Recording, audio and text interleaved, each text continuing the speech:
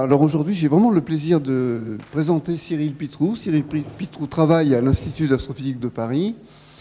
Et je lui ai demandé de me donner quand même quelques petits éléments pour que je puisse le présenter. C'est pas parce que je le vois tous les jours ou presque et qu'on se rencontre au forum, dans l'amphi ou autour d'un café qu'on se connaît vraiment très bien. Et en fait, non, j'ai découvert que je ne le connaissais pas du tout, mais j'ai surtout découvert qu'on avait un parcours qui se ressemblait un peu. Ah.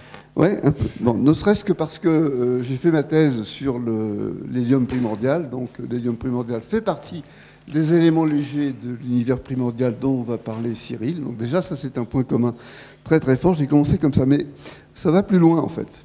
Alors, il y a un petit mot, cher Daniel, je ne vais pas vous lire toute la lettre parce que c'est long, mais j'en ai extrait quelques éléments. 5 heures du matin. Comment ? 5 heures du matin. À 5 heures du matin, oui. Alors, oui, c'est à 5 heures du matin. Mais enfin, moi, j'ai reçu à 7 heures du matin. Donc, oui, effectivement, j'imagine que ça a dû prendre un certain temps. Alors, il me dit, j'ai découvert la physique quantique et une bibliothèque remplie de Landau et Lipschitz. Pour ceux qui connaissent un peu, ça fait partie de ces volumes de physique théorique écrits venus de Russie à l'époque de l'URSS. Et ce sont des grands morceaux d'anthologie pour la physique théorique. Ça reste encore des ouvrages très très intéressants et passionnants. Et donc il découvre ça. Il découvre la relativité. Je suppose que ça a dû être un moment, comme d'ailleurs les autres livres de cette collection. Et ensuite, il rencontre au même temps, et c'est ça qui est intéressant, ce grand écart, un virtuose de la guitare. Voilà. Donc il apprend que cette personne fait une thèse. Il n'a jamais entendu parler de thèse. Moi, je sais qu'effectivement, quand j'étais étudiant, pour moi, une thèse, c'était quelque chose qui se perdait dans les limbes et j'avais l'impression que c'était complètement inaccessible. Et puis, simplement, il se disait, je vais être prof. C'est très bien, d'ailleurs, d'être professeur. Donc, c'était déjà l'idée de la transmission. Mais comme il entend en reparler, il se dit, je vais pas être prof, je vais faire une thèse. Moi, j'ai fait exactement pareil. J'ai commencé à vouloir être instituteur, puis après être professeur, et après je me suis dit pourquoi pas une thèse, et c'est comme ça que peu à peu je suis arrivé à faire un DEA, qui n'est d'ailleurs pas un DEA d'astrophysique, mais c'est de toi dont on veut parler. Il fait un DEA, effectivement, un DEA je suppose en astrophysique. Physique théorique. Hein ? Physique théorique. Physique théorique, voilà, c'était même pas astrophysique, c'est vraiment marrant de voir ce parallèle à 40-30 ans d'intervalle. Et là, il rencontre, c'est toujours des rencontres comme ça qui sont déterminantes. Il assiste au cours de Pierre Salati. Je ne sais pas si vous avez déjà vu Pierre Salati. S'il est venu faire une conférence ici, mais ce serait peut-être une lacune à combler. C'est quelqu'un qui travaille sur la cosmologie théorique à Annecy, au LAT, hein, c'est ça. LAPTH. Hein, laboratoire de physique théorique. Laboratoire physique théorique, oui, c'est ça. Donc à Annecy, de toute façon, c'est pour ça qu'on le voit quand même de temps en temps, mais pas tous les jours. Et je peux comprendre, Pierre Salati, c'est quelqu'un de très brillant et très très clair. Et donc là, déjà, il y a quelque chose qui se passe. Hein. Et ensuite, ensuite, il y a les réalités du ciel qui nous arrivent, en particulier la carte de WMAP, qui avait l'air magnifique, et qui commence à te mettre sur la piste de ce qu'on peut arriver à faire en astronomie. Et il se dit, c'est ça que je vais faire. Et donc, il prend la décision de faire le tour du monde. Voilà. Vous voyez, le lien, je ne sais pas, il n'y en a pas, mais on fait le tour du monde. Et après le tour du monde... Pour être sûr de prendre la bonne décision. Et après le tour du monde, il se retrouve à Paris. Ça me paraît normal. Je pense que le tour du monde est fait pour réaliser que finalement, c'est à Paris qu'on doit être. Donc, il se retrouve à Paris, mais pas n'importe où. Il se retrouve chez un ami, à côté, là. Oui. À Saint-Jacques, près du métro Saint-Jacques. Vous voyez, comme les choses sont vraiment dirigées. Il y a vraiment une cohérence dans tout ça. J'admire beaucoup. Et il se dit, voilà, Saint-Jacques, finalement, on voit très vite la coupole. Enfin, il apprend qu'il y a un observatoire. Et là, il suffit de faire un ou deux pas. Il frappe à une porte et il se retrouve devant qui ? Devant Jean-Philippe Uzan. Vous connaissez sûrement Jean-Philippe Uzan, qui est quand même un collègue qui est très inspirant et avec lequel il commence sa thèse. Voilà, tout débute de cette manière-là. Donc la thèse commence. La seule chose que je n'ai pas eu comme information, mais je devrais le savoir, c'est l'intitulé de la thèse, mais ça tu vas le dire toi-même. La thèse commence en 2005. Et ensuite, eh bien, il se dit, qu'est-ce que je fais? Heureusement que j'ai passé l'agrégation, je ne suis pas sûr de pouvoir rentrer au CNRS. Là, commence vraiment on prend son bâton de pèlerin, on va à l'étranger, on fait ses preuves comme si on n'en avait pas fait avant. Et puis, le temps passe, et finalement, je passe quand même toutes les péripéties, et se retrouve donc, après une proposition de postdoc, il travaille à Saint-Gobain, ça c'est intéressant de travailler à Saint-Gobain. Oui. On apprend le concret. Comme tous les philosophes aussi, à un moment donné, s'intéressent au concret. Spinoza taillait des lunettes. Donc là, toi, tu fais de la théorie et tu te dis, quand même, mettons les mains, non pas dans le cambouis, mais dans le verre. Et finalement, en repostulant au CNRS, il est rentré au CNRS en 2011, et puis et ensuite à l'Institut d'astrophysique, où il continue donc à réfléchir sur les problèmes de cosmologie. Alors je présume que l'intitulé de ta thèse ne devait pas être très éloigné de ce dont tu vas parler ce soir. Non, c'était assez éloigné, c'était sur, voilà, sur le vraiment facile. Donc, je te laisse parler. Et alors avant, juste, je voulais simplement dire que moi j'ai rencontré aussi Cyril à travers son talent de divulgateur et de... Ah si, parce que je cherchais quelqu'un pour écrire un article sur l'histoire de l'univers, l'histoire du Big Bang jusqu'à nos jours, et Cyril l'a fait. Et du Big Bang à la formation du système solaire. Je crois vous avoir parlé de cette revue que j'ai eu le plaisir de faire de coordonner ce numéro spécial astrophysique des lettres françaises. Je le redis, non pas pour... C'était d'ailleurs une activité bénévole, on l'a tous fait bénévolement, c'était vraiment une aventure intéressante. C'est quand même une revue dont le directeur était Louis Aragon, c'est pas rien. C'était le supplément qui était donné donc, une fois par mois dans un numéro de l'Humanité. Ensuite, il est passé en ligne. Ensuite, il a été republié version papier depuis à peine un an. Et ce numéro était le premier numéro de la série. Voilà, c'était bien. Et vous avez dedans des articles de François Boucher, David Elbaz, Patrick Peter, Cyril Pitrou. Je vous laisse deviner de qui il s'agit. Et je vous dirai, si vous voulez, comment faire je vous mettrai tout à l'heure, pour ceux qui le souhaitent, ou alors vous viendrez me le demander après. Je vous dirai comment obtenir un ou des numéros si ça vous intéresse. Mais il y a un très bon article, magnifique, de Cyril sur l'histoire de l'univers depuis le Big Bang jusqu'à nos jours. Oh, merci. Voilà, je ne vais pas prendre plus de temps de parole, j'en ai déjà pris pas mal. Merci. Alors, bonsoir. Alors, le sujet dont je vais vous parler ce soir, ce n'est pas exactement mon sujet de thèse. Moi, j'ai travaillé sur le rayonnement fossile. Ce soir, je vais vous parler de la synthèse des éléments légers dans l'univers primordial. Alors normalement, lorsqu'on commence une présentation de vulgarisation, normalement, sur le premier transparent, il y a une belle image. Une galaxie, une vision d'artiste, une exoplanète, une supernova qui explose, n'importe quoi. Moi, je me suis dit, quelle belle image je pourrais mettre? Et je n'ai pas trouvé. En fait, dans ce domaine-là, ce que je trouve de plus beau, c'est cette image-là. Alors, ce n'est pas une image, c'est juste l'entête d'un article de 1948, vous voyez, ici, qui a été publié dans Physical Review. Et cet article a un titre que je trouve déjà sublime par la police de caractère, donc je trouve que c'est une œuvre d'art, rien que la typographie, mais surtout le titre est incroyable. The Origin of Chemical Elements, l'origine des éléments chimiques. Alors déjà, on voit un peu l'hubris des auteurs, parce qu'ils ne disent pas de l'origine, ou à propos, une hypothèse, une idée. On sent qu'ils sont contents de ce qu'ils ont fait, et à la fois que c'est un sujet très sérieux, et en même temps cet article est connu pour le fait qu'on a 3 auteurs, Alpher, Bethe et Gamow, et en fait Bethe a été rajouté juste pour que ça fasse comme alpha, bêta, gamma. Donc en fait, cet article est extrêmement important, c'est un article fondateur pour la cosmologie, et pourtant, ça ne les empêche pas de faire des blagues en même temps qu'ils publient cet article. Et alors pourquoi cet article, cette image, moi je la trouve merveilleuse, c'est qu'en fait, si on dézoome et qu'on regarde l'article dans son entièreté, l'article tient sur une page. En effet, là, il y a un petit mot de l'éditeur, et l'article dépasse de quelques lignes à la page suivante. Donc s'il n'y avait pas le petit mot de l'éditeur, ça tiendrait vraiment exactement sur une page. Une page, 2 équations, un graphique, c'est tout. Et dans cet article, il n'y a rien de moins que l'idée que les éléments chimiques auraient été formés dans l'univers primordial. Alors on sait que maintenant, ce n'est pas exactement ça, que c'est uniquement les éléments chimiques légers, je vais revenir là-dessus, mais ça c'est une idée extraordinaire parce qu'il faut savoir que dans la cosmologie, le modèle standard du Big Bang repose sur essentiellement 3 piliers observationnels, c'est-à-dire 3 preuves qui font qu'on a confiance dans ce modèle standard. Un, le fait que la vitesse des galaxies, que les galaxies, plus elles sont loin, plus on les voit rouges, donc c'est le fait qu'on a une vitesse de récession des galaxies due à l'expansion de l'univers. Ça a été observé, compris dans l'entre-deux-guerres. 2, on a le fait qu'on a des éléments qui sont créés dans l'univers primordial, et c'est après cet article-là qu'on a compris ça.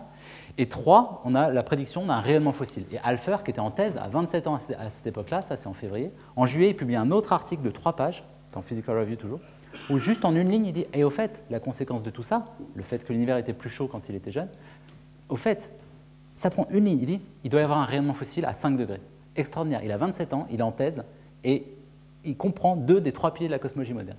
Donc pour moi, je trouve ça extraordinaire. Et ça tient en une page. À l'époque, on pouvait juste avoir une idée brillante et juste en une page, 2 équations, et on pouvait la communiquer. Alors je vais revenir sur ce sujet, la synthèse des éléments légers dans l'univers primordial. Alors la synthèse, ça fait référence à la physique nucléaire. Donc je vais vous parler de physique nucléaire, je vais vous faire un petit rappel, et ensuite j'expliquerai comment ça se passe. Les éléments, ça fait référence à la chimie. Je ne ferai pas trop de chimie, mais j'expliquerai le lien entre les deux. Et puis évidemment, l'univers primordial, ça c'est mon domaine de recherche de prédilection. Ça fait référence à la cosmologie, et primordial, ça veut dire quand l'univers était jeune, par opposition à l'univers récent, qu'on pourrait appeler l'univers non primordial. Alors j'ai fait un plan en 3 parties. D'abord, je vais parler de physique nucléaire, ensuite de cosmologie, et ensuite, une fois que j'aurai fait tous ces rappels-là, je mettrai tout ça ensemble pour vous expliquer comment, dans l'univers primordial, on peut avoir la synthèse d'éléments, donc de la nucléosynthèse, et je vous expliquerai pourquoi cette idée d'Alpher, Bethe et Gamow était bonne, mais que finalement on synthétise uniquement les éléments légers et pas tous les éléments comme ce qu'ils pensaient comme ce qu'ils ont proposé comme idée en 1948. Alors les éléments, en tout cas moi quand j'étais petit, je me souviens quand j'étais, je ne sais plus si c'était en primaire ou au collège, je me souviens quand on nous expliquait il y a 4 éléments. Alors évidemment on sait bien que c'est pas vrai, mais on continue de manière poétique, en tout cas on continue à dire les 4 éléments, c'est la terre, l'eau, l'air et le feu. Ça fait toujours, en fait ce que ça veut dire c'est que notre culture elle est quand même ancrée dans la culture, l'héritage de la culture grecque, et que ça c'est juste la théorie développée par les Grecs au 5e siècle avant Jésus-Christ, qui avait 4 éléments qui constituaient en fait. La question que se posaient les Grecs, c'est de quoi est fait le monde matériel. Ils disaient, il est fait de terre, d'eau, d'air et de feu. Alors, après, c'était repris, il y a des gens qui pensent qu'il n'y a que 3 éléments, d'autres qui pensent qu'il y a 5 éléments. Voilà. Et il y avait la même idée au 5e siècle avant Jésus-Christ, c'est les Grecs. Une autre idée qui est aussi finalement centrale dans la physique moderne, c'est le concept d'atome de Démocrite, c'est-à-dire qu'on ne peut pas couper toujours la matière en des éléments de plus en plus petits. Il existe une petite unité insécable qu'il a appelée atome et qu'on appelle toujours atome. Et alors, 2500 ans après, ce qu'on a compris, après des années de physique, d'expérience, de compréhension, etc., on a compris qu'en fait, les éléments, ce sont les atomes, mais qu'en revanche, les atomes ne sont pas insécables. On peut les couper. Un atome, à l'intérieur, c'est fait d'un noyau et d'un nuage d'électrons. Nuage d'électrons, les électrons, donc, de manière imagée, on peut dire qu'ils tournent autour. On préfère dire dans la physique moderne qu'ils sont dans un état lié autour, c'est-à-dire qu'ils sont dans un nuage autour. Ils ont une charge négative. Et dans une taille qui est 100 000 fois plus petite que la taille de l'atome, au centre, on a un noyau, et ce noyau, il est constitué de protons qui sont chargés positivement, donc c'est eux qui ont une interaction d'attraction avec les électrons, puisqu'ils ont les protons ont une charge positive, les électrons ont une charge négative, et on a aussi des neutrons, les neutrons tirant leur nom évidemment du fait qu'ils sont neutres. Et donc, comme le noyau est fait de protons et de neutrons, le terme qu'on utilise, terme collectif, de la même façon qu'on utilise être humain pour hommes et femmes comme un terme collectif, le terme collectif pour les protons et les neutrons, dans tout le cadre de cette discussion, c'est les nucléons. Chaque fois que je parle de nucléons, c'est-à-dire que je fais référence à la fois aux protons et aux neutrons dans leur ensemble. Donc c'est un terme vraiment qu'on utilise lorsqu'on fait la physique nucléaire. Alors, la façon qu'on a d'habitude de ranger, de classer les éléments, normalement, on range les éléments selon leurs propriétés chimiques. Qu'est-ce que c'est que la chimie? Lorsque vous avez un atome qui réagit avec un autre atome, par exemple pour former une molécule, ce qui se passe, c'est que les nuages d'électrons qui sont autour se réarrangent dans une configuration plus avantageuse, plus stable, enfin bref, se réarrangent. La chimie, c'est avant tout les réarrangements des nuages d'électrons. Or, le nombre d'électrons est lié au nombre de protons. On a autant d'électrons que de protons dans un atome neutre. Donc en fait, si on veut ranger les éléments, maintenant on sait que ce sont des éléments chimiques, les éléments par leurs propriétés chimiques, en fait, on va les ranger par leur nombre de protons. Donc là, on a l'élément hydrogène avec un seul proton, l'élément hélium avec 2 protons. Mais on voit que si on fait ça, on commence à avoir un petit problème dans la notation, c'est très bien pour la chimie, mais pour ce qui est du noyau, vraiment, on va ranger dans la même case un proton tout seul, ou, qu'on appelle un atome d'hydrogène, enfin un noyau d'atome d'hydrogène, ou un proton avec un neutron, qu'on appelle deutérium, on va les mettre dans la même case, on va dire que ce sont des isotopes. Donc on va mettre tous ceux qui ont le même nombre de protons, mais un nombre de neutrons différent, on va les mettre dans la même case. Donc là, on va avoir l'hydrogène, un proton, en plus on va avoir le deutérium, un proton et un neutron, et le tritium, un proton et 2 neutrons. Et puis la même chose pour l'hélium 4, on va avoir l'hélium 3, qui est 2 protons et un neutron, qui est un isotope de l'hélium 4, le plus courant, 2 protons et 2 neutrons. Donc on voit que les ranger selon leurs propriétés chimiques, pour ce qui est de la question de la fabrication des noyaux, parce qu'il s'agit bien de cela, ce n'est pas la bonne chose. Donc la bonne chose à faire, c'est de les ranger en fait, dans un diagramme en 2 dimensions, où on met sur un axe les neutrons, et sur un axe, on met les protons. Donc là, par exemple, la case 0, 0, bon, il n'y a rien. Et après, on commence par avec la case 1 neutron. Ici, vous voyez, je suis sur le 1, et là, je suis sur le 0. 1 neutron, 0 proton. Alors ça, on ne peut pas vraiment appeler ça un noyau, parce que ce n'est pas chargé un neutron, donc ça ne pourrait pas se lier avec un électron. Et en plus, c'est instable le neutron, donc on le met en pointillé pour dire qu'il est rangé là, mais on n'appellera pas ça un noyau. Tous les autres, on va appeler ça des noyaux. L'atome d'hydrogène, c'est juste un proton tout seul. Deutérium, ce que je disais tout à l'heure, un proton et un neutron. Hélium 3, 2 protons, 1 neutron. Hélium 4, 2 protons, 2 neutrons. Là, on a une bonne façon de ranger. On voit que sur chaque ligne, on a un élément, neutron, hydrogène, hélium, lithium, etc. Et puis on voit bien les différents isotopes avec les différentes colonnes. C'est dans le cadre de ce... En tout cas, on va discuter des éléments sur ce genre de diagramme. Alors, on a une notation. On peut dire que la notation de la physique nucléaire est une notation NAS. Et pour retenir, savoir que NAS, ça s'écrit NAZ. Et donc, en fait, les éléments, les noyaux de la physique nucléaire, on les note avec 3 chiffres, le N, le A et le Z. N, c'est le nombre de neutrons. A, c'est le nombre total de nucléons, donc neutrons plus protons. Et Z, c'est le nombre de protons. Donc, par exemple, là, si on prend pour exemple He3, bah, son Z, c'est 2, il y a 2 protons. Son A, le nombre de nucléons total, c'est 3. Et son N, son nombre de neutrons, c'est 1. Donc, on continue à utiliser des notations historiques comme ça, mais il faut toujours en permanence traduire ce que ça veut dire. Par exemple, lithium 6, ça veut dire 3 plus 3, 3 protons, 3 neutrons. En permanence, il faut essayer de voir la correspondance entre cette notation historique et la place que ça a dans ce diagramme-là pour bien comprendre les choses. Là, par exemple, c'est la classification de tous les éléments qui sont plus ou moins stables qu'on connaît. Ceux qui sont stables, vraiment, c'est que ceux qui sont noirs. Donc, en fait, vous voyez qu'ils sont sur la diagonale. Essentiellement, les noyaux qui sont stables sont ceux qui ont à peu près le même nombre de protons, ici, que le même nombre de neutrons. Donc on n'a pas tous les éléments qui sont possibles. Et alors, la question c'est, dans l'univers, quelle est l'abondance des différents éléments, c'est-à-dire quelle est l'abondance des différents noyaux? Eh bien, ce qu'on voit, donc ça c'est le nombre de nucléons, c'est un peu coupé, donc c'est A, le nombre total de protons et de neutrons. On voit qu'on a beaucoup d'éléments légers. Donc ici, c'est des unités un peu spéciales, je vous le traduis. Ici, ça veut dire qu'il y a 75% qui est sous forme d'hydrogène. C'est-à-dire que 3/4 des nucléons sont sous la forme de protons, tout seuls. En fait, les 3/4 des nucléons, c'est des protons qui sont tout seuls, ou alors soit tout seuls dans un plasma, soit avec un électron sous forme d'atome d'hydrogène. Mais en fait, c'est le noyau le plus simple. Un quart, 24%, enfin un petit peu moins qu'un quart, 24% sous forme d'hélium 4. 2 protons, 2 neutrons. On a un petit peu de deutérium, un petit peu d'hélium 3. Et on a après les autres éléments, etc. Et donc maintenant, ce qu'on sait, depuis 1948, c'est que tout n'est pas formé dans l'univers primordial. En fait, les éléments légers sont formés dans l'univers primordial. Là, vous allez être déçus. Moi, je vais vous parler uniquement de cette partie-là. Tous les autres éléments, en fait, ont des sites de production qui n'ont rien à voir avec l'univers primordial. Ceux-là, ils sont détruits ils sont obtenus par destruction, avec des rayons cosmiques d'éléments plus lourds. Tous ceux-là, ils sont produits dans les réactions qui ont lieu dans les étoiles au cours des milliards et des milliards d'années de l'histoire de l'univers. Et puis tous ces éléments qui sont plus lourds que le fer sont produits dans toute la physique violente que je ne maîtrise pas, les explosions de supernovas, les fusions d'étoiles à neutrons, etc. Ça va créer des éléments encore plus lourds que le fer. Donc moi, je vais me concentrer uniquement sur ces éléments légers. Mais ce que j'ai essayé de vous montrer, c'est comment, avec les ingrédients de physique standards qu'on connaît, bien testés sur Terre, on peut arriver très facilement, très facilement, à montrer qu'on a 24%, ce qui est énorme, sous forme d'hélium. Ce qui est considérable. Un quart sous forme d'hélium, tous les autres éléments ont des abondances bien plus faibles. Alors, il faut faire un petit détour quand même par la physique moderne lorsqu'on parle de physique nucléaire. Et depuis 1905, on a la théorie de la relativité restreinte. Et ce que nous a appris Einstein dans cette théorie, en fait, c'est pareil, ça fait partie de ces articles qui font que quelques pages. Et l'équation fondamentale de cette théorie, c'est de dire qu'il y a une équivalence entre l'énergie et la masse. C'est-à-dire que ce n'est pas juste la masse multipliée par la vitesse de la lumière au carré est égale à l'énergie. C'est vraiment dire la masse, c'est de l'énergie. C'est-à-dire que cette égalité, ce n'est pas juste une constatation mathématique, il y a vraiment une implication physique sur la nature des choses de dire E égale mc2. C'est-à-dire, lorsque vous imaginez la masse comme quelque chose d'un peu de gris, un peu comme une pierre, et l'énergie, je ne sais pas moi, comme du feu, de la lumière, etc., vous êtes victime de vos représentations que vous avez héritées de votre enfance, mais en fait, ces deux représentations ne devraient faire qu'une dans votre tête. Si vous avez les deux représentations, c'est juste culturel. La masse et l'énergie, c'est la même chose. On devrait avoir la même représentation pour les deux. Et alors, ce qu'on fait souvent dans la physique moderne, c'est qu'on prend la vitesse de la lumière égale à 1. Donc, par exemple, c'est très simple. Vous dites, je prends pour le temps la seconde. Puis, au lieu de prendre le mètre pour les longueurs, vous dites, je prends la seconde lumière, la distance parcourue par la lumière en 1 seconde. Et dans ces unités-là, évidemment, la vitesse de la lumière, c'est 1 seconde lumière par seconde. Donc, c'est 1.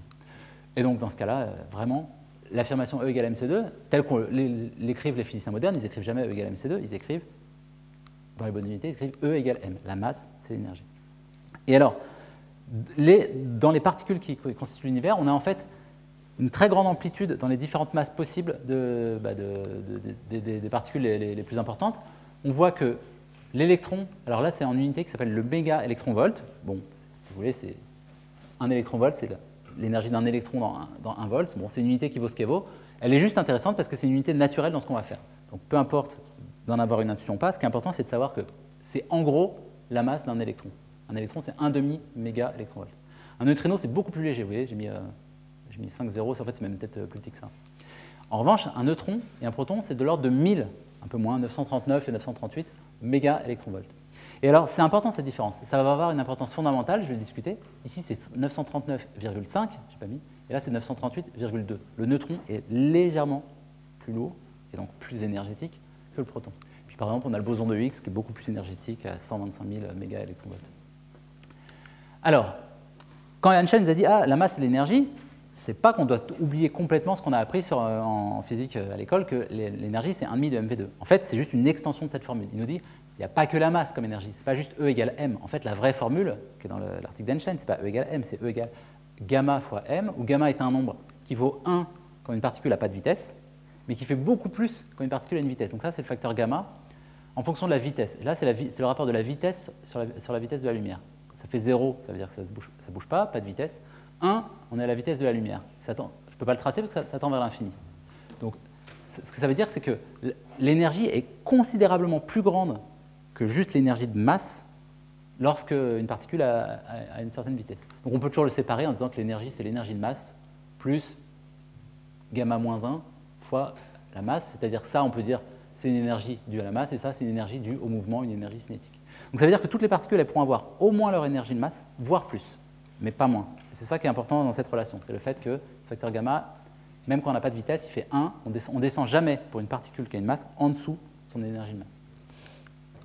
Alors, voilà, sur un même transparent, là, une comparaison entre une réaction chimique, que moi je considère que c'est une réaction chimique, mais elle est tellement simple qu'on pourrait dire que ce n'est même pas une réaction chimique, la plus simple, et une réaction nucléaire, la plus simple. Quelle est la différence fondamentale entre une réaction chimique et une réaction nucléaire? Là voilà. D'abord, je vais parler de cette réaction chimique. Je vais la lire de la gauche vers la droite. Lorsque j'ai un atome d'hydrogène, j'ai dit la chimie, en gros, c'est le réarrangement des électrons. Bon, le réarrangement le plus violent qu'on puisse faire pour un atome d'hydrogène, c'est de lui piquer son électron. C'est une façon de se réarranger. Pour piquer un électron à un atome d'hydrogène, il faut lui apporter de l'énergie. On le fait avec un photon. Gamma, c'est la notation des physiciens pour les photons. Ce photon doit faire doit faire 13,6 électronvolts. Vous voyez, électronvolt, c'est beaucoup plus petit que méga électronvolt. Si j'apporte cette énergie-là, alors je peux séparer le noyau, qui est un proton, d'un électron. Là, j'ai parlé de cette réaction de la gauche vers la droite. Mais j'ai mis une double flèche ici, parce que toutes les réactions peuvent se faire dans un sens ou dans l'autre sens.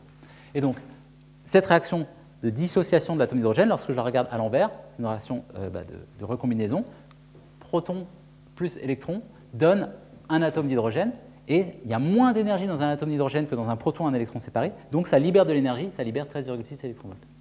Pour les réactions nucléaires, c'est la même chose, sauf qu'au lieu de lier des électrons à un noyau, c'est au sein même du noyau qu'il y a des choses qui sont liées. C'est-à-dire que dans un noyau, par exemple là c'est le deutérium, donc j'ai mis en rouge, mon code couleur en rouge c'est les protons, en bleu les neutrons, là ils sont liés, on peut dire que de manière classique ils tournent l'un autour de l'autre, mais ce n'est pas ça, ils sont vraiment, à cause de force, ils sont dans un état lié. Et bien ça a moins d'énergie que lorsqu'ils sont séparés. Là j'ai 938,2, 939,5. Si je fais la somme des énergies dans un proton et dans un neutron, je trouve 1877,7 méga électronvolts. Et en fait, le deutérium, ça en fait moins.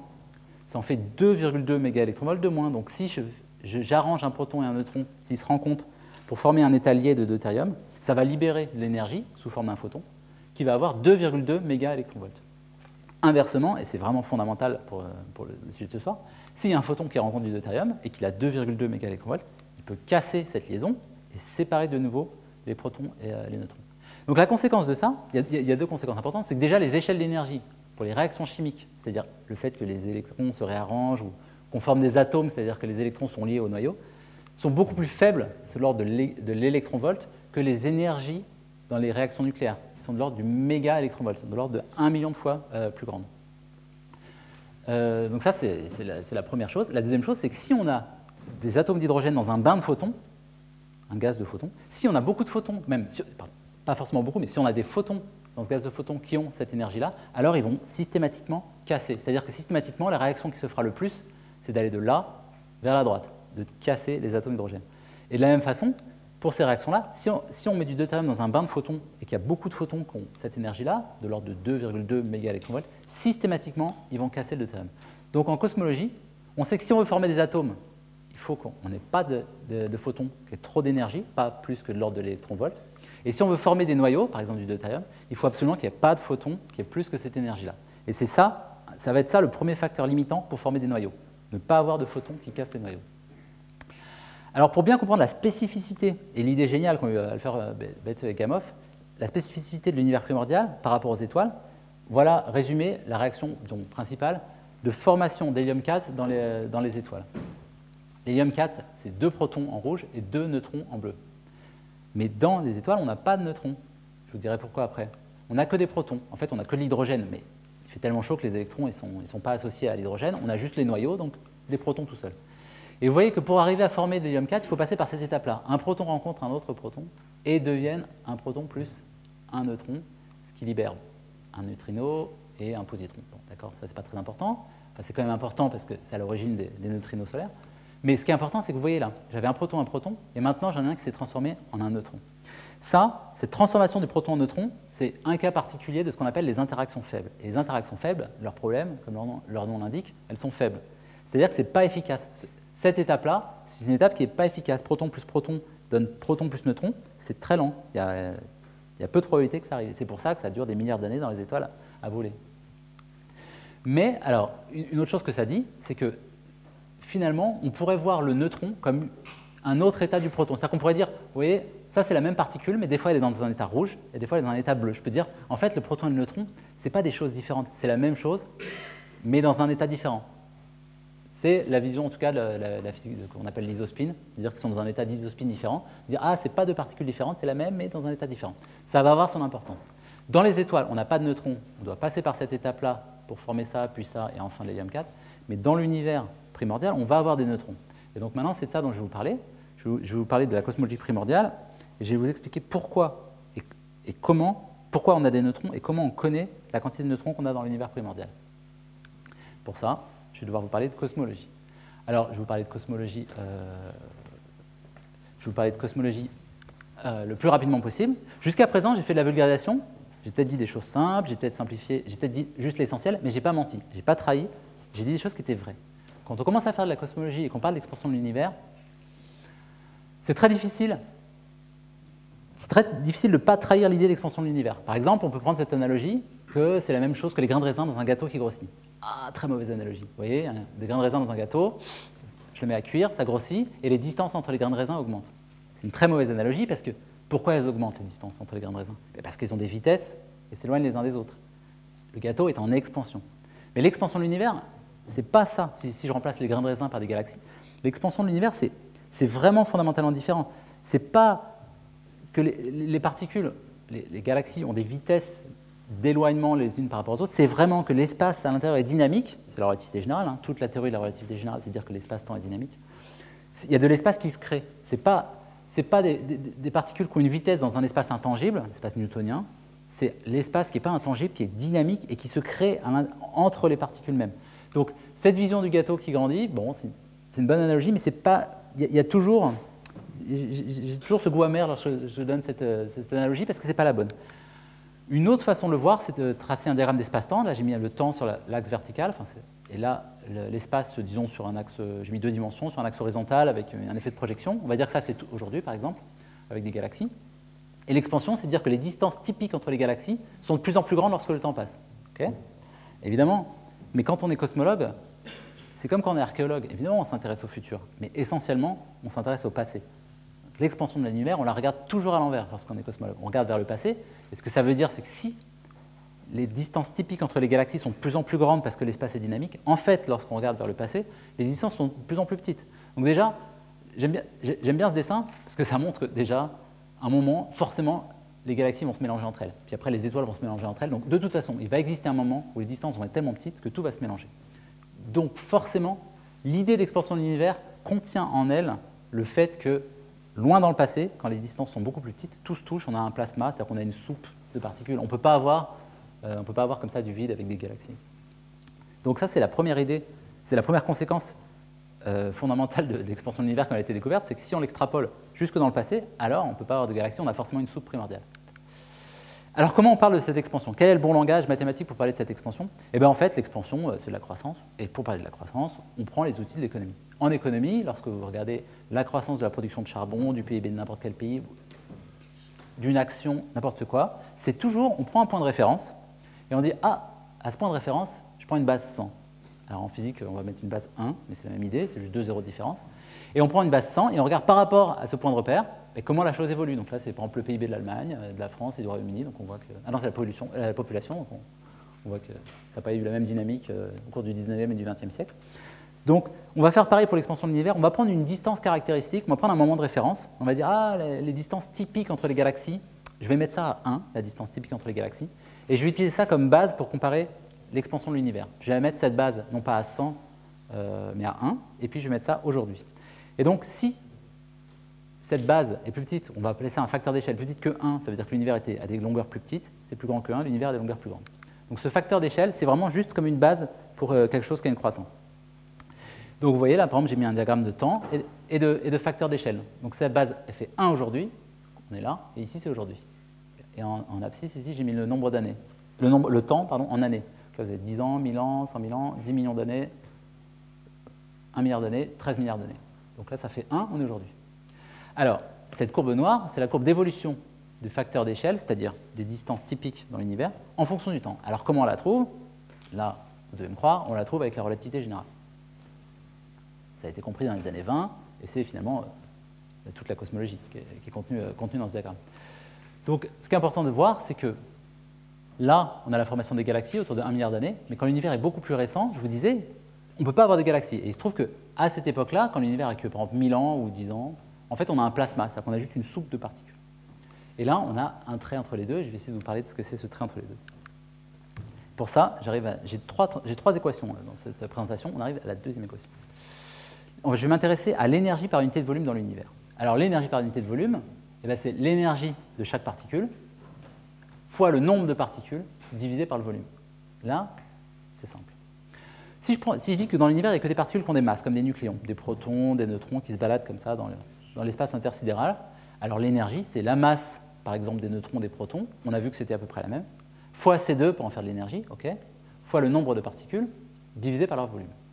Et alors le volume, si toutes les longueurs vont comme le facteur d'échelle, c'est-à-dire comme ce que j'ai appelé A, alors, comme l'espace a 3 dimensions, le volume, lui, va comme ce facteur d'échelle au cube. C'est-à-dire que si je divise toutes les longueurs par 10, que A vaut 0,1, alors j'ai divisé les volumes par 1000. Donc vous voyez, très rapidement, on va avoir des volumes qui vont être beaucoup plus petits. Et donc l'énergie par unité de volume, comme j'ai divisé par le volume, lorsque le facteur d'échelle est beaucoup plus petit, en fait l'énergie par unité de volume va être beaucoup plus grande. Mais c'est juste un effet de dilution. L'énergie, en fait, c'est toujours la même. Pour chaque particule, ça va être mc2. Mais c'est juste que les volumes sont de plus en plus grands vers le futur ou de plus en plus petits vers le passé. Cette relation, 1 sur le facteur d'échelle au cube, c'est vraiment juste dire, quand on a l'expansion, on dilue les composants de l'univers. Ok, ça, c'est facile. Maintenant, je l'ai fait pour des particules qui avaient une masse. Mais les particules qui n'ont pas de masse, c'est différent. La formule pour l'énergie, cette fois-ci, on ne se tourne pas vers Einstein mais vers Planck, ce n'est pas E égale mc2, c'est E égale constante de Planck fois la fréquence, nu. Mais la fréquence, c'est aussi la vitesse de la lumière divisée par la longueur d'onde. Donc l'énergie d'un photon, en gros, c'est une constante divisée par la longueur d'onde. Si vous avez une longueur d'onde qui est petite, vous avez un photon qui est très énergétique. Par exemple, les rayons X, les rayons gamma, c'est des longueurs d'onde toutes petites, c'est des photons qui ont plein d'énergie. Et inversement, lorsque vous avez des ondes radio, etc., ces grandes longueurs d'onde, ça a très peu d'énergie. Vous n'allez pas brûler avec des ondes radio. Alors, il en faut beaucoup. Mais ce qui est important, c'est que vous savez que l'énergie d'un photon, c'est une constante divisée par une longueur. Ah, une longueur. Et alors là, on est tenté de dire, ah, une longueur, mais les longueurs, elles sont agrandies par l'expansion de l'univers. Donc est-ce que je ne pourrais pas dire que la longueur d'un photon, c'est la longueur aujourd'hui, donc on la note lambda 0. En cosmologie, quand on met un indice 0, ça veut dire aujourd'hui, je ne sais pas pourquoi, fois le facteur d'échelle. Alors aujourd'hui, je l'ai mis à 1, mais par exemple, dans le passé, je pourrais dire, ah, quand c'était plus petit, peut-être que cette longueur aussi était plus petite. Et bien, il se trouve qu'on a le droit de faire ça.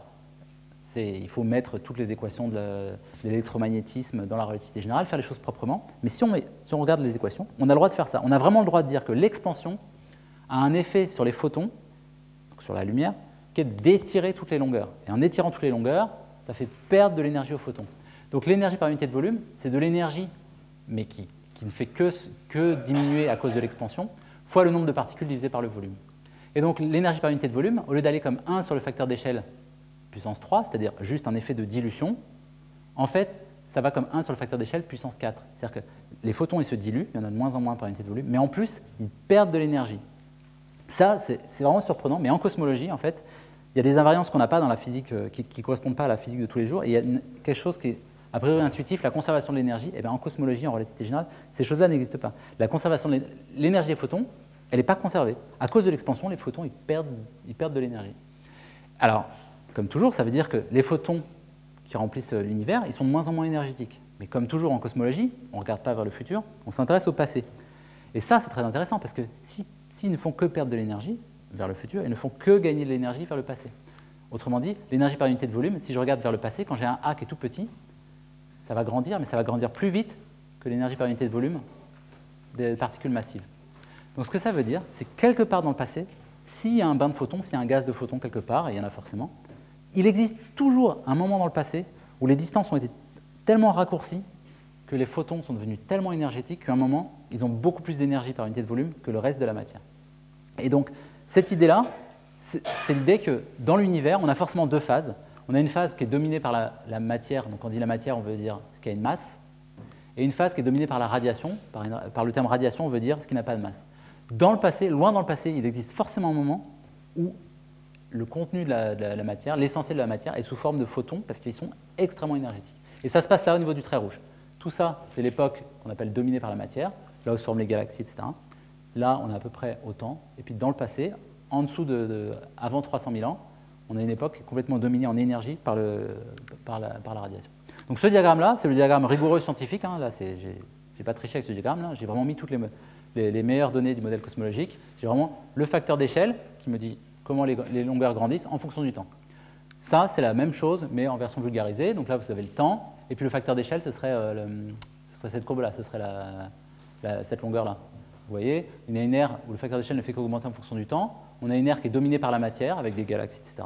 Mais dans le passé, alors c'est symbolisé comme ça par de la lumière, dans le passé, on a une ère qui est dominée par la radiation. Donc ça, c'est juste le diagramme rigoureux correspondant à ce que vous avez peut-être vu dans la presse ou dans des ouvrages de vulgarisation de l'histoire de l'univers avec de l'énergie dans les photons et après de l'énergie essentiellement dans la matière.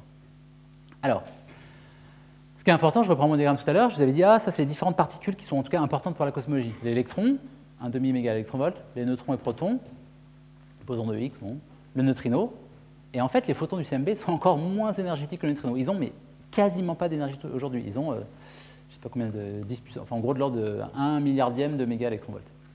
Donc c'est très petit, mais ils sont plus nombreux. Mais même s'ils sont plus nombreux que les neutrons et les protons, vous voyez les neutrons et les protons dans 1 cm3, donc dans un dé, hein, il y en a 2,4 10-7, donc 1 10 millionième.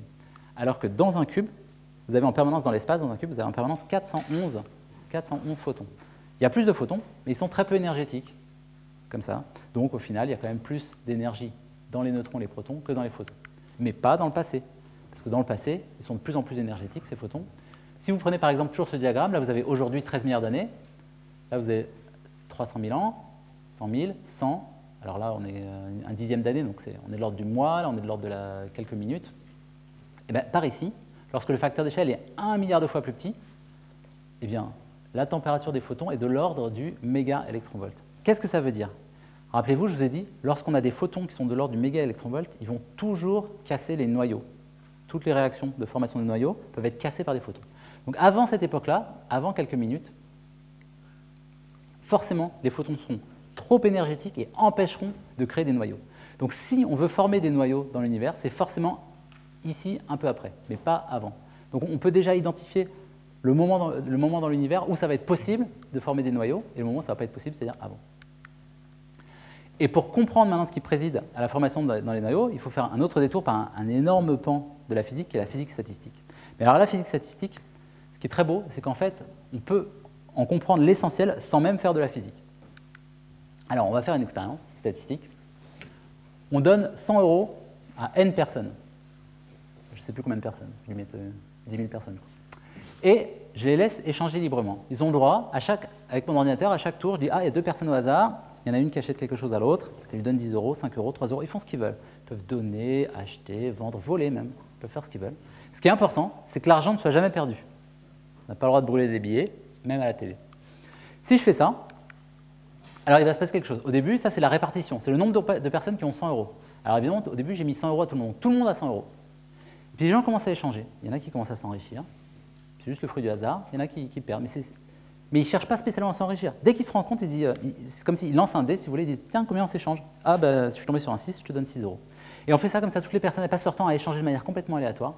Et ce qu'on trouve à la fin, c'est que la répartition de la richesse des gens, le nombre de personnes qui ont 0 €, 10 €, 20 €, etc., ça suit la courbe en rouge. Et ça, c'est juste le fruit du hasard. C'est pas, on n'a rien mis d'autre que le fait que les gens échangent. C'est la première hypothèse, ils échangent beaucoup et ils échangent quelque chose qui est conservé. On ne perd pas l'argent. Si on fait ça, la forme finale de la répartition, c'est qu'il y a beaucoup de gens qui ont peu d'argent et très peu de gens qui ont beaucoup d'argent. Vous voyez, en fait, c'est vraiment statistique. C'est-à-dire qu'on va avoir des inégalités qui vont se développer et c'est juste des probabilités et c'est juste lié au hasard. Les gens, le hasard va faire qu'il y aura peu de riches et beaucoup de pauvres et ça va suivre cette courbe. C'est la troisième équation. Cette courbe, c'est le facteur de Boltzmann. C'est une exponentielle décroissante. Vous connaissez peut-être l'exponentielle qui monte. Là, j'ai mis un signe moins, donc elle descend. Et la formule, c'est exponentielle moins l'argent, m, divisé par l'argent en moyenne. Donc là, par exemple, j'ai donné 100 €, donc c'est exponentielle moins m sur 100. Cette forme-là. Donc par exemple, ce qui est intéressant de voir sur ce schéma-là, c'est que le rapport entre les gens qui ont 200 € et les gens qui ont 100 €, ben c'est exponentielle moins 200 moins 100 divisé par l'argent que j'ai donné en moyenne. Donc là, par exemple, sur ce schéma, j'ai mis en moyenne 100 € par personne. Vous voyez, j'ai quand même une assez grosse différence entre les gens qui ont plus que la moyenne, le double, et les gens qui sont dans la classe moyenne. Il y a quand même, il y a quand même peu de gens qui ont le double de la classe moyenne. Maintenant, si je donne plus d'argent, 400 € par personne, et si je regarde le rapport entre ceux qui ont 100 € et 200 €, je fais la même formule, sauf que ici, maintenant, l'argent moyen, c'est 400. Et donc ça descend moins. Vous voyez, les inégalités entre ceux qui ont 100 et 200 sont plus faibles. Donc cette formule statistique nous permet de comprendre quel est le rapport entre les gens qui sont riches et les gens qui sont dans la classe moyenne, juste en fonction de la quantité moyenne d'argent qu'il y a dans le système, en fait, dans l'expérience sociale. Alors, si vous prenez la répartition du patrimoine des Américains, en fait, ce n'est pas le patrimoine, c'est les revenus, mais en fait, c'est corrélé. Chez les Américains, vous avez les déciles, etc. En fait, ça suit pas mal une exponentielle décroissante. Et puis, évidemment, il n'y a pas que le hasard dans les échanges. Et ça, c'est un modèle de société qui est complètement simpliste, évidemment. Ceux qui sont très riches ont par exemple des revenus d'action, etc. Ils ont des mécanismes qui font qu'ils sont beaucoup plus en train de recevoir de l'argent qu'en donner. Donc on a clairement, ces gens-là, ils ont une stratégie pour ne pas être juste en train d'échanger au hasard. Et puis là, on en a moins. Alors on pourrait dire que peut-être qu'on a des effets de redistribution qui font qu'on a moins de personnes. Mais on peut quand même, j'ai vu, il y a des articles là-dessus, on peut quand même avoir un modèle comportemental qui permet d'expliquer le fait qu'on en a moins ici. Si maintenant vous rajoutez le fait que les gens, quand ils se rencontrent, ils n'échangent pas exactement la même quantité d'argent, mais ils échangent toujours quelque chose proportionnel à ce qu'ils ont. Si vous avez 10 €, vous allez acheter un pain au chocolat à 1 €, peut-être un truc à 2 €. Moi, j'ai regardé Rémi sans famille avec ma fille il n'y a pas longtemps. Et il a 6 sous, il n'a pas grand-chose, il va à la boulangère, il demande à en payer que 3 parce qu'il veut en garder pour le lendemain. On dépense proportionnellement à ce qu'on a. Si on fait ça, on peut montrer de manière théorique que la courbe de statistique, en fait, au lieu de faire que descendre, elle doit d'abord monter et ensuite redescendre. Donc là, j'ai fait la même expérience, mais avec des gens qui, quand ils échangent, ils donnent juste une proportion de ce qu'ils ont et pas un montant aléatoire. En fait, et après, c'est juste le hasard qui fait qu'on a cette répartition des richesses. Donc vous voyez, en fait, avec les statistiques, on peut vraiment comprendre la répartition des choses uniquement avec des hypothèses qu'on a beaucoup d'échanges et que les quantités sont conservées. Alors comment ça se transpose ça à la physique? Les échanges en physique, ce sont les échanges d'énergie. Ce qui est conservé en physique, c'est l'énergie. Lorsque vous avez une collision entre deux particules, une réaction, vous avez l'énergie qui arrive, il se passe des choses, et vous avez l'énergie qui repart. L'énergie avant et après est la même. Ce qui est échangé en physique, c'est toujours de l'énergie. Donc ça va être notre quantité. Tout ce que j'ai dit par rapport à l'argent, l'exponentielle moins l'argent sur l'argent moyen, ça va se transposer mais avec l'énergie. Ça va être exponentielle moins l'énergie sur l'énergie moyenne. Alors qu'est-ce que sont les interactions dans l'univers primordial? Eh bien, les interactions dans l'univers primordial sont les interactions faibles qui permettent à un neutron, lorsqu'il rencontre un neutrino, il y a plein de neutrinos dans l'univers primordial, de devenir un proton plus un électron. Alors, je vous ai dit, j'aime bien cette interprétation. Il y a plusieurs points de vue sur le neutron et le proton. J'aime bien ce point de vue qui consiste à dire que le neutron et le proton sont deux états, d'ailleurs de couleurs différentes, mais de la même chose. Mais il y en a un qui fait 939 mégaélectrovolts et lui qui fait 938 mégaélectrovolts. Donc il y en a un qui est plus riche en énergie, c'est le neutron, et il y en a un qui est un peu moins riche en énergie, c'est le proton. Et avec ces réactions-là, eh bien, tantôt, il y a un neutron qui échange de l'énergie, donc il est plus riche, donc il en donne un peu et devient un proton. Et tantôt, c'est le proton qui gagne de l'énergie, via par exemple l'électron qui lui en donne, et qui devient plus riche en énergie, qui devient le neutron. Donc on a en permanence dans l'univers primordial ces interactions-là qui changent les neutrons en protons, qui échangent de l'énergie, mais en conservant l'énergie. À chaque interaction, on conserve l'énergie.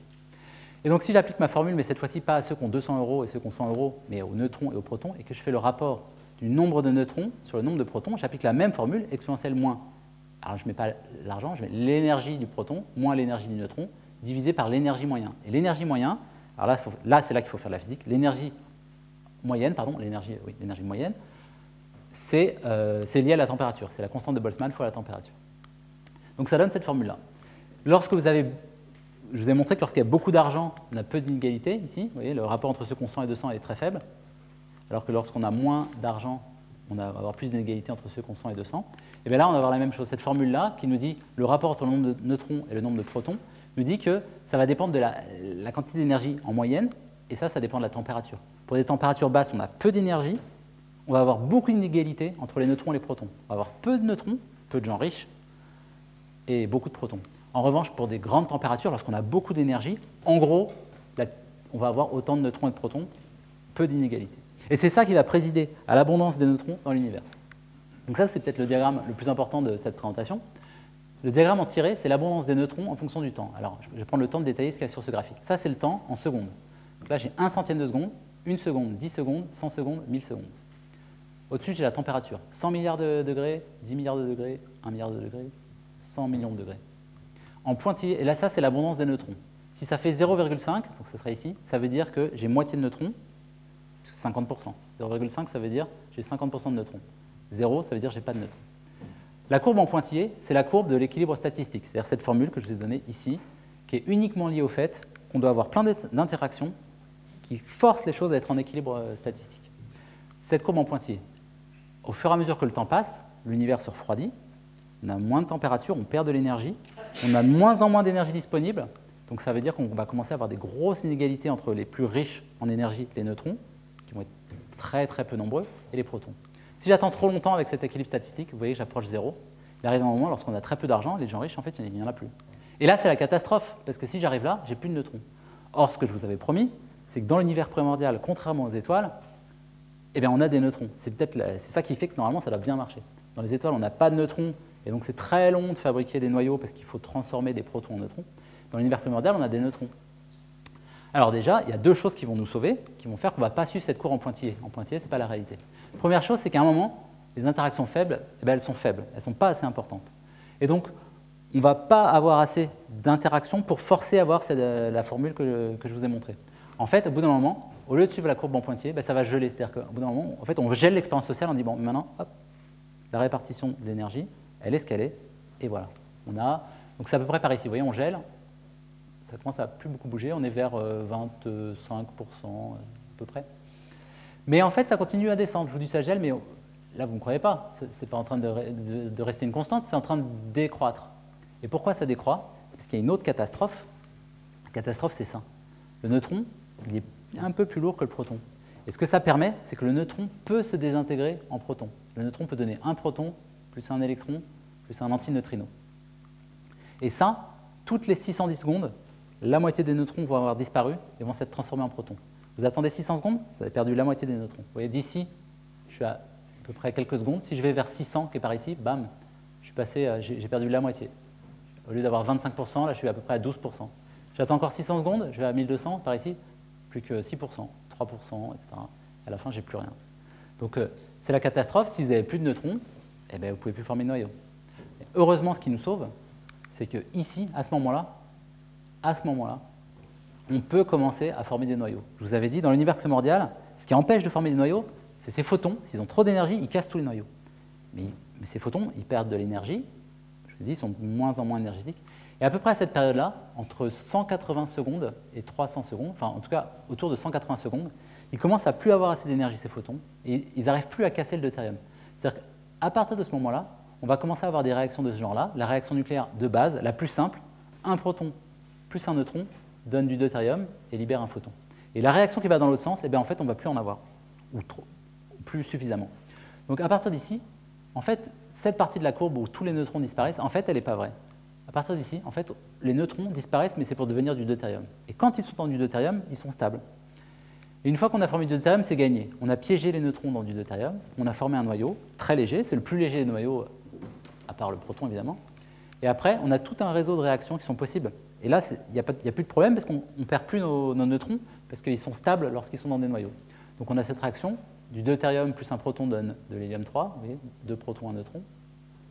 De l'hélium-3 plus un neutron donne de l'hélium-4, on a du deutérium plus un neutron donne du tritium plus un proton donne de l'hélium-4, etc., etc. Et à la fin, essentiellement, tout ce qu'on avait sous forme de deutérium se retrouve sous forme d'hélium-4, 2 protons et 2 neutrons. Donc si je fais le bilan de cette courbe, ici, c'était l'équilibre statistique. Beaucoup d'échanges, ça force les neutrons à réduire leur nombre parce qu'il y a de moins en moins d'énergie et c'est de moins en moins probable d'avoir des neutrons. Puis, j'arrête l'expérience statistique, j'arrête les échanges, je gèle les neutrons. Mais pas complètement, je perds des neutrons parce qu'en fait, ils se désintègrent, donc j'en perds. Et puis là, je commence à former du deutérium. Donc, c'est par ici que je forme du deutérium. Je vais regarder combien j'ai de neutrons ici. Si vous regardez sur l'axe, en fait, je suis légèrement au-dessus de 10%, je suis à 12%. Ici, j'ai plus que 12% de neutrons et 88% de protons. C'est pas beaucoup, c'est quand même pas mal, c'est mieux que rien, c'est mieux que zéro en tout cas. Donc initialement, au moment où je commence à former le deutérium, j'ai sur 100 nucléons, j'en ai 12 qui sont des neutrons et 88 qui sont des protons. Et comme à la fin, j'aurais formé de l'hélium-4, et l'hélium-4, c'est 2 neutrons et 2 protons. Donc à la fin, j'aurais formé 6 hélium, 4, et il restera 76 protons tout seul. Au final, ces 6 hélium-4, ils ont 4 nucléons, 6 x 4, 24. J'aurai 24% de la masse qui sera dans l'hélium et 67% de la masse qui restera sous forme de protons. Et après, ça ne va plus bouger. Alors en fait, ça c'est le schéma le plus simple. Là, c'est toutes les réactions entre les neutrons et les protons. Donc je vous ai dit tout à l'heure, on a des neutrons, des protons, ça forme du deutérium, il est ici, ça forme de tritium, de l'hélium-3, de l'hélium-4. Et en fait, on a d'autres réactions qui forment du lithium-7, du bérium-7, etc. Mais essentiellement, elles ne sont efficaces que pour former l'hélium-4. Ici, on n'a pas le temps de former des choses plus lourdes. Donc ce que font les codes de physique nucléaire dans l'univers primordial, c'est réaliser ce programme-là, mais avec précision, c'est-à-dire suivre l'évolution des neutrons, et puis suivre l'évolution des réactions nucléaires, de toutes ces réactions nucléaires, et regarder comment les abondances évoluent. Donc essentiellement, un article de nucléosynthèse primordiale, il y a toujours ce genre de graphique. On voit l'évolution en fonction du temps. Donc là, vous avez 10 secondes, 100 secondes, 1000 secondes, 10 000 secondes, des abondances. Donc là, en rouge, vous avez les protons. Bon, ben, à la fin, il reste 75%. Donc ici, c'est 75%. En bleu pointillé, vous avez l'hélium-4, vous avez quasiment rien, 1 milliardième, mais à la fin, 25%. En noir, vous avez les neutrons. Ils ont tous disparu, les neutrons, ici. Pourquoi ils ont tous disparu? Ben, parce qu'ils ont été pris dans l'hélium-4. Et puis, vous avez d'autres éléments, comme le deutérium. Le deutérium, on l'a utilisé, je vous ai dit tout à l'heure. Et puis, il a été utilisé pour former l'hélium-4. Donc, il disparaît. Il y en a beaucoup ici, mais ça se réduit. Mais à la fin, il en reste quand même. Et puis, à la fin, ça ne bouge plus. Alors, pourquoi ça ne bouge plus? Parce que l'univers se refroidit, les espèces se diluent, et la probabilité qu'elles se rencontrent et qu'elles réagissent devient nulle. C'est-à-dire que pour que les espèces se rencontrent et il y ait des réactions, il faut qu'elles soient proches, qu'elles aient des vitesses pour se rencontrer. Et donc, au fur et à mesure de l'expansion de l'univers, c'est de moins en moins probable qu'elles se rencontrent, et au final, il n'y a plus de réaction, et donc ça gèle. Donc là, c'est ce qui se passe, ça gèle, ça devient une constante, et puis ça reste comme ça. Voilà. Ça reste comme ça aussi pour le bérium-7, pour le lithium-7, etc. Donc voilà, c'est ça, en fait, les prédictions de l'univers primordial, c'est beaucoup moins ambitieux que le programme de Alpher, Bethe et Gamow, de dire que tout est formé. En fait, le seul qui est vraiment bien formé, là on voit qu'il va bien vers le haut, c'est l'hélium-4. Les autres, ils n'ont pas vraiment le temps d'être formés, enfin, ils sont formés un peu, ou alors le deutérium, il en reste, mais un peu. En fait, c'est un millième de %, il en reste du deutérium, pas grand-chose, essentiellement. Mais essentiellement, ce qu'on a fait, c'est qu'on a réussi à former 24% d'hélium-4. Et en 13 milliards d'années d'activité des toits qui font des réactions, etc., on a juste fait passer le taux d'hélium-4 de 24% à 26%. Vous voyez, tout ça, ça a lieu en 300 secondes. En 300 secondes, 5 minutes, on a formé 24% d'hélium. En 13 milliards d'années, on va former 2%. Alors, pourquoi je vous disais que la nucléosynthèse primordiale, c'est un pilier de la cosmologie? Parce que ces abondances, en tout cas celles des éléments les plus légers, on peut les observer. L'hélium-4, on peut mesurer son abondance. Le deutérium, on peut mesurer son abondance. L'hélium-3 aussi. Le lithium-7 aussi. Alors l'hélium-4, là c'est l'abondance de l'hélium-4, vous voyez 24%, entre 24 et 25, ce qu'on mesure. Et ça, en bleu, c'est la prédiction théorique en fonction de la quantité de nucléons dans l'univers. Et alors on sait aujourd'hui, depuis le satellite Planck, que la quantité de nucléons dans l'univers, elle est là, sur le trait gris. Ça, c'est grand progrès par rapport à il y a 10 ou 20 ans. On sait qu'on est là. Donc, la prédiction théorique, c'est l'intersection de la ligne grise et de la ligne bleue. Donc, la théorie dit que ça doit être là. Ça tombe bien, les observations marchent. Pour le deutérium, c'est l'intersection de la ligne grise et la ligne bleue, la ligne verte. Donc, la ligne grise, c'est la quantité de nucléons. La ligne verte, non, pardon. Et la ligne bleue, c'est la prédiction théorique. Donc, l'intersection du gris et du bleu doit être ce qu'on observe. Et alors là, j'ai dû faire un zoom. Là, vous avez le gris, vous avez le bleu, l'intersection est là. Et ce qu'on observe, vous voyez, c'est quasiment rien du tout, c'est bon, quoi. Si j'augmente un peu les barres d'erreur, ça marche sans problème. Pour l'hélium 3 aussi, ça marche pas trop mal. Et puis évidemment, vous avez peut-être entendu parler, on a un problème pour le lithium, parce que la prédiction théorique, elle est là, et l'observation, elle est là. Donc ça marche bien pour tout ça, ça marche pas pour tout ça. Mais c'est déjà incroyable que ça explique les 24% d'hélium, et que là, ça passe très très bien, et là aussi. Donc, à ce petit détail près, qui est quand même pas un détail, hein, il y a des conférences entières, vous pourrez me poser des questions, me demander pourquoi il y a un problème, je vous dirai que j'en sais rien. Mais en tout cas, il y a dans la littérature, il y a plein de solutions qui sont proposées, toutes pas plus bancales les unes que les autres, mais en fait, on ne sait pas vraiment résoudre. On a tout essayé, surtout ces 20 dernières années, pour essayer de comprendre pourquoi il y avait un problème là. Donc il reste des problèmes. Il reste des problèmes, c'est le problème qui reste. Mais pour l'essentiel, ça marche très bien. Et alors après, ce qu'on peut faire de la cosmologie avec ça. On peut se dire, bon, il y a essentiellement deux choses que je mesure très bien. C'est le deutérium. Vous voyez là, l'hélium 3, on le mesure, mais bof, bof. Mais le deutérium, on le mesure vraiment bien à 1,2% près. Et l'hélium 4, on le mesure très bien là, à 1,6% près. Donc quand on a deux mesures, eh ben, on peut contraindre deux paramètres cosmologiques. Alors les paramètres cosmologiques qu'on peut contraindre, c'est le nombre l'abondance de nucléons, parce qu'évidemment ça dépend forcément de l'abondance des nucléons, parce que c'est l'histoire des nucléons. Et il se trouve que, alors bon, c'est un peu compliqué, mais ça dépend aussi du nombre de neutrinos. Et donc on peut faire des contours. Vous voyez là, c'est quand on prend les contours de la nucléosynthèse primordiale et de tout ce qu'on sait du rayonnement fossile, le CMB, ben, ça donne le contour noir dans l'espace du nombre de neutrinos et de l'abondance de nucléons. Donc on sait que le nombre de neutrinos, là j'ai marginalisé, c'est la courbe de noir, ben, c'est un nombre qui est compris entre 2 et 4 et qui est un nombre entier. Voilà, je vous laisse deviner combien c'est. C'est 3, ça tombe bien parce qu'on ne connaît que 3 types de neutrinos. Et puis l'abondance des nucléons, ben voilà, maintenant on la connaît de manière très précise, hein, vous voyez là, c'est la courbe noire, c'est 0,022 à plus ou moins 1%. Donc en combinant tout, on peut obtenir l'abondance des nucléons, mais ce qui est vraiment important de voir dans ces graphes, c'est qu'on peut décider de ne pas tout combiner. On peut décider de ne pas combiner ce qu'on apprend avec le rayonnement fossile et ce qu'on apprend avec la nucléosynthèse primordiale. Ce qu'on apprend avec le rayonnement fossile tout seul, c'est la courbe verte. Ce qu'on apprend avec la nucléosynthèse primordiale toute seule, c'est la courbe rouge. Vous voyez, elle se recouvre. Là, il faut imaginer que les nombres, vous voyez, je passe de 0,021 à 0,023. Hein. C'est des petites variations. Donc, la physique qui se passe dans les 300 premières secondes, elle a des conséquences en termes d'abondance d'hélium 4, de deutérium. La physique du rayonnement fossile n'a rien à voir. Elle se passe entre 300 000 ans aujourd'hui, c'est lié à la propagation des photons. C'est complètement différent. Et bien, ces deux physiques-là donnent des prédictions d'abondance des nucléons qui sont compatibles entre elles. Et c'est en ça que c'est vraiment des piliers. Si on avait des grosses différences à cet endroit-là, là, on aurait un gros problème. Par exemple, si on en a un qui prédisait 3 types de neutrinos, là, on prédisait 5, on aurait un gros problème. Le fait qu'avec la physique des 5 premières minutes, on contraint un paramètre et un autre paramètre cosmologique qui sont quand même centraux dans la cosmologie moderne, et qu'on trouve la même chose avec une physique complètement différente, fait qu'on a une très grande confiance, plus qu'une très grande confiance, c'est une preuve du modèle cosmologique standard. Voilà, je termine sur cette note-là. Je vous remercie.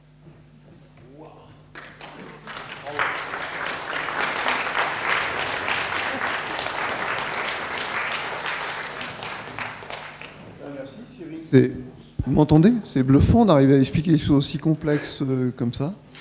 Bravo. Oui, je présume que vous avez des questions, n'hésitez pas. Oui.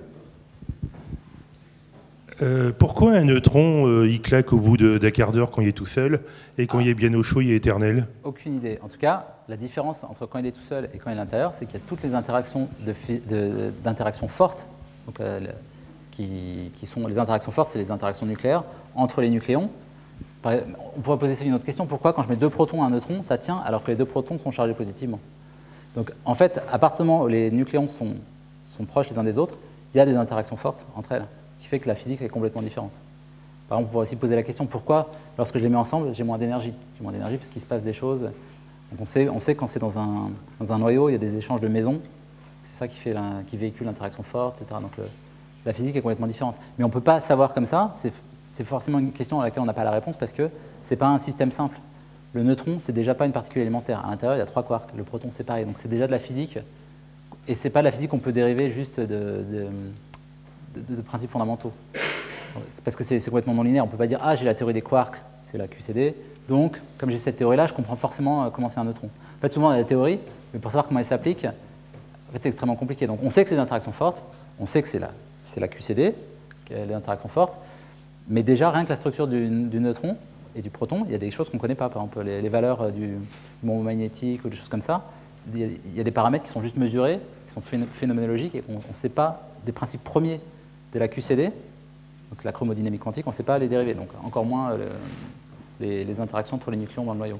Donc la physique nucléaire, c'est une physique beaucoup d'expérimentale, il y a des lois phénoménologiques, etc. Mais on ne peut pas juste en disant, de toute façon, tout dérive de la chromodynamique quantique et de l'électrodynamique quantique, donc je résous mes équations et je trouve quelles sont les forces. On ne peut pas faire ça pour tout ce qui se passe à l'intérieur du noyau. En ce qui concerne le proton, c'est beaucoup plus long. Le temps de vie du proton? Ah oui, le proton, je ne sais plus, c'est beaucoup plus grand que l'âge de l'univers. Oui, c'est ça. Donc c'est intéressant quand même, parce que là, on voit bien qu'il y a une grosse différence entre le proton libre, c'est 10 minutes, et le neutron libre, c'est 10 minutes, et le proton libre, c'est étonnant. C'est énorme. Oui.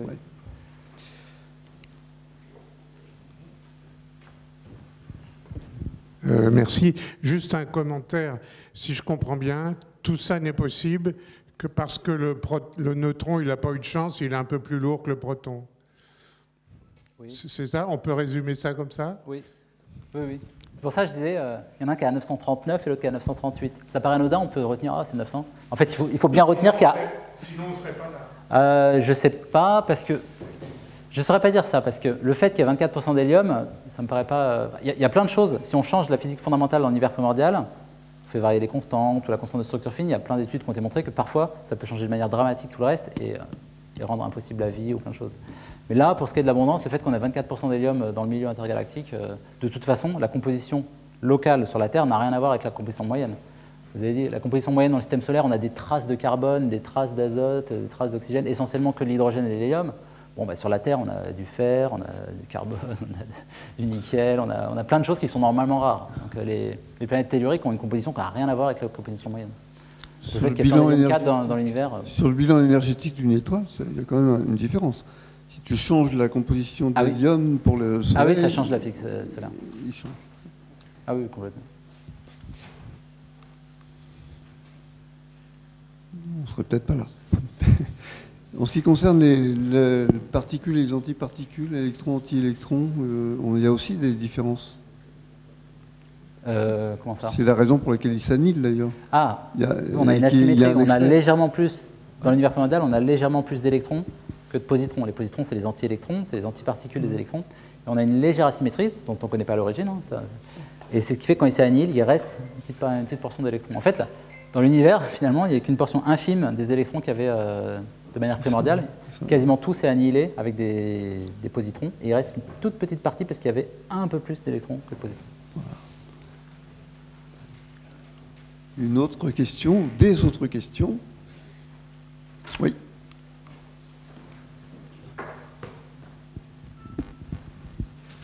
Merci. Alors c'est un tout petit peu légèrement, enfin c'est pas exactement pile poil le sujet, mais du coup, est-ce que c'est possible d'extrapoler, vu la formation des nucléons protons plus neutrons, où il ne faut pas que les photons aient une énergie trop élevée, sinon ça casse les liaisons, est-ce qu'on peut extrapoler cette façon-là de réfléchir à la formation carrément des protons? À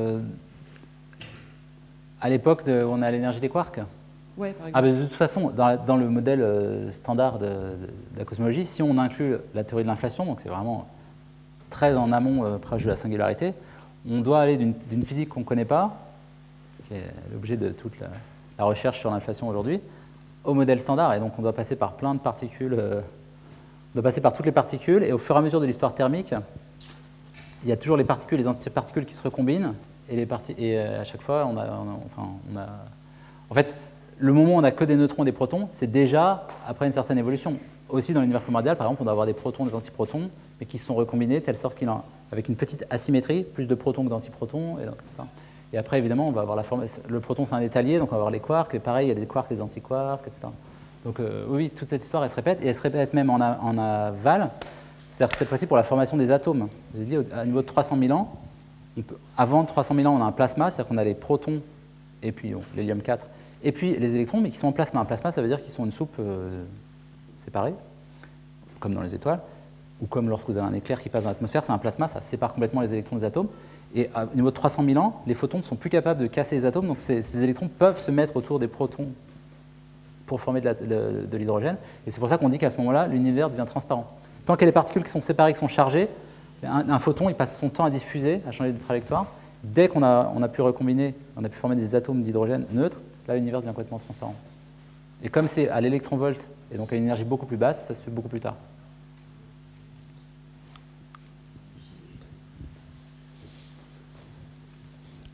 Voilà, il faut digérer. Hein.